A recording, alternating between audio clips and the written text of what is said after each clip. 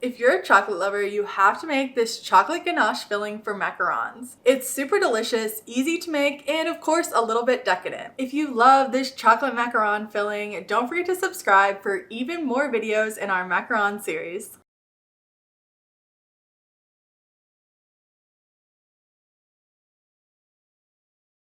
Part of the charm of this recipe is that you only need 5 ingredients. Starting out, we're going to use half a cup or 100 grams of semi-sweet chocolate morsels. Then in the microwave, we're heating up 6 tablespoons of heavy cream for about 45 seconds until it's warmed through but not boiling over. Pour the hot heavy cream into the bowl with the chocolate morsels and make sure everything is submerged below the heavy cream. Set a timer for 3 minutes and without stirring, just let the chocolate sit there and melt. Then we're adding in 1 teaspoon of vanilla extract, 1/8 of a teaspoon of fine sea salt, and 2 tablespoons of unsalted butter that have softened to room temperature. After everything is added, go ahead and mix that using a silicone spatula. It takes a little bit of time for everything to come together and incorporate, but be sure to stir for about 60 to 90 seconds. If you still notice that there are little lumps of butter or chocolate that haven't melted, pop that back into the microwave for about 10 to 15 seconds, and you should be able to stir and get the correct consistency.